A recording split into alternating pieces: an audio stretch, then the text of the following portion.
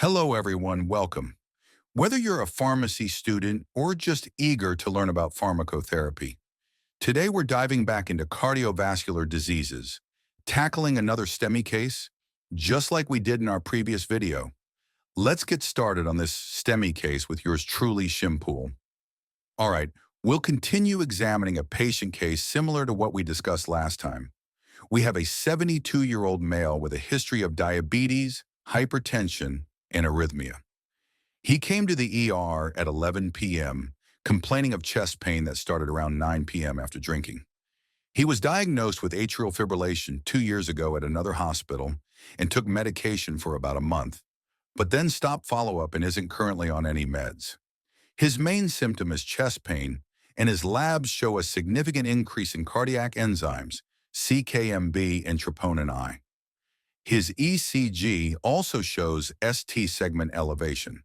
He's diagnosed with STEMI and atrial fibrillation, and we've decided to proceed with coronary angiography and percutaneous coronary intervention, PCI. So here's our first question. What's this patient's Charles-VAS score? The Charles-VAS score is a tool we use to predict stroke risk in patients with atrial fibrillation. It's used by the European Society of Cardiology and many other international guidelines. As you can see in this table, the score considers 8 risk factors. For Charles-VAS, C stands for CHF, H for hypertension, A2 for age 75 or older, 2 points, D for diabetes, S2 for stroke, or TIA, 2 points, V for vascular disease like myocardial infarction, peripheral arterial disease, or aortic plaque. A is for age 65 to 74, 1 point, and SC is for female sex, 1 point. The maximum score is 9. In this patient's case, he doesn't have CHF. He does have hypertension, so that's 1 point. He's under 75, so we don't count the A2 points. He has diabetes, so that's another point. No stroke or TIA, but he does have a history of myocardial infarction, which is vascular disease, so that's another point. He's 72, which is 1 point for age. And he's male, so no points for the CK. Therefore, his Charles-VAS score is 4. So the answer to our first question is option number 3. Next up, question number 2. This patient underwent PCI, and here are his post-procedure lab results. Blood pressure is 138/78. Respiratory rate is 71 breaths per minute. HbA1c is 7.1%. Total cholesterol is 160. Triglycerides are 30. HDL is 30. Calculated LDL is 107. An echocardiogram shows no thrombus, and his left ventricular ejection fraction is 50.1%.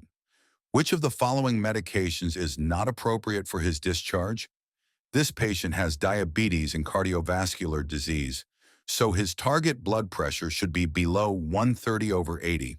His current BP is 138/78, which is not ideal.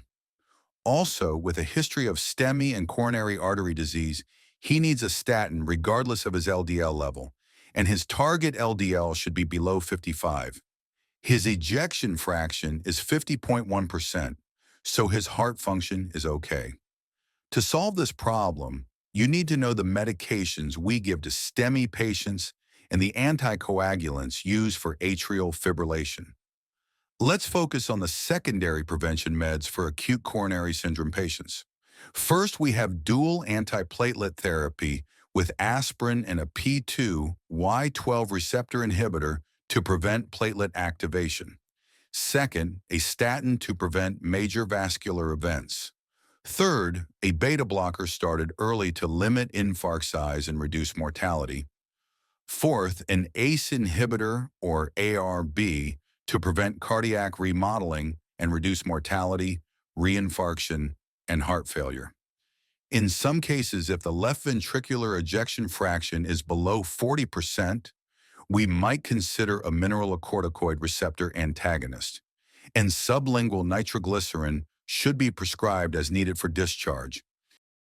Since this patient's Charles-VAS score is 4, He also needs an oral anticoagulant. Following the antithrombotic therapy algorithm for atrial fibrillation, we can use a NOAC as the oral anticoagulant. This patient, who has both atrial fibrillation and had a PCI, requires triple antithrombotic therapy with aspirin, a P2Y12 inhibitor, and a NOAC. Looking at the options, aspirin, clopidogrel, and apixaban are all appropriate and dosed correctly. Bisoprolol 2.5 milligrams is a beta blocker, and it's suitable for this patient as he has no contraindications. Therefore, the medication that is not appropriate is fenofibrate. Fenofibrate is used for high triglyceride levels, and in this case, he needs a statin, not fenofibrate. Additionally, we would prescribe a hypoglycemic agent to manage his diabetes in an ACE inhibitor or ARB.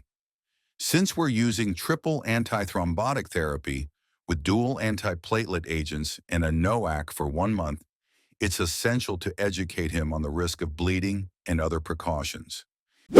Today's tip: remember the secondary prevention drugs for STEMI patients: dual antiplatelet therapy, statin, beta blocker, and RAS inhibitor. How was today's video? Next time, we'll look into a case of a patient with dyslipidemia. Don't forget to subscribe and like for more Shimpool learning.